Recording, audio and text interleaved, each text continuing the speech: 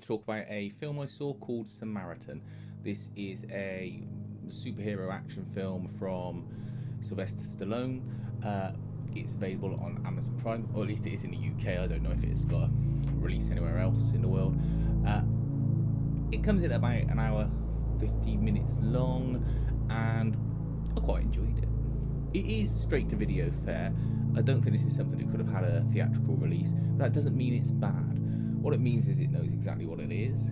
It was enjoyable. It entertained me for the full amount of time, and I didn't feel disappointed in watching it. The story follows a young boy. He's in I think it's Granite City, and it's got total sort of dystopia. It's not like a full Mad Max escape, but the city is on the brink of collapse. The gangs are taking over, there's drugs on the street, he keeps getting beaten up, he lives in this sort of tenement building with his mum, who's just trying to make ends meet. General down on his luck type of atmosphere. Think the city from The Crow, I suppose, but in daylight, more so. He gets hassled by some gang kids that he gets in with, and the local bin man, Sylvester Stallone, saves him. It turns out Sylvester Stallone is a superhero who has gone into hiding or retirement. I called the Samaritan because the Samaritan lost a fight with his brother, the Nemesis, many years beforehand.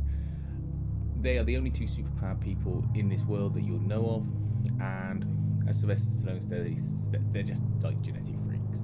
There's some cool bits with his powers where he's got his strength and vulnerability, and he can heal himself, and you see him get run over by a car and heal himself. But they also have this thing where to do it, his body has to heat up, and he can overheat, so he has to eat like ice cream or keep cold. Something I wish they'd made more of in the film, but they didn't. But I thought it was a nice little, thing to add to his power set. The only issue with the film is that it is maybe 15 minutes too long, and I mean only 15 minutes. Don't mean it's like super over long. It's just could have a bit trimmed out somewhere. Sylvester Stallone's good in it. I think he comes across as a good sort of hero or anti-hero, depending on how you view someone who's retired. There is a twist in it that I spotted about the 50-minute mark, and I know that because my friend was watching it at the same time, and we were texting each other, and I said, I reckon this is what's going to happen, and I was right with that. But I don't care. It was still enjoyable to watch. The bad guys in this are bad, and by that I mean in Marvel films there's always they always try and redeem them, always some nice factor to them, or never that hardcore.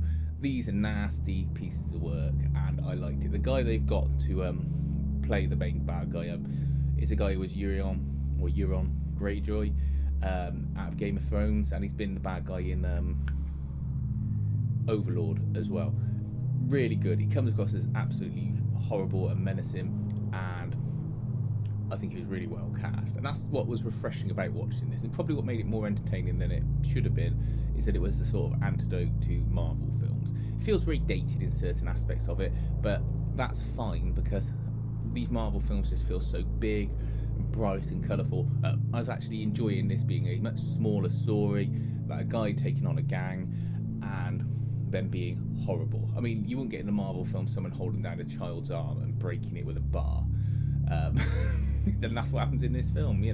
Really horrible stuff happens, and it adds an element of risk to all these characters. You don't know who's going to make it out, whether they'll do something nasty.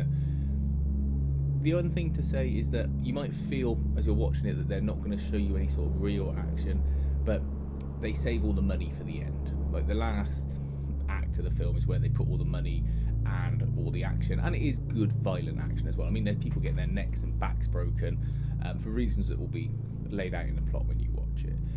There's only some ropey CGI towards the end when there's a bit of compositing issues with him standing in a burning building and stuff like that, but that's fine. By that point I was on for the ride, and I'm not going to get funny about that in a B movie. Definitely check it out. I hope it has a sequel. Don't know if one's planned. I'm sure they'll be judging it on its reception. I hope that if it does have a sequel, it doesn't go the way of the Escape Plan sequels, which was just awful, and they keep the same team and have the same level of budget to play with it, because I can see them expanding on this. character and story a bit further, particularly with what you find out from the twist as well. Let me know what you think about it. Did you think this was rubbish? Was this something you weren't aware about coming out?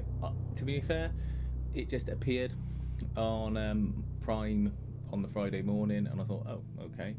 I didn't think there was much fanfare behind it, when probably there should have been a little bit more. But there we go. Thanks for watching.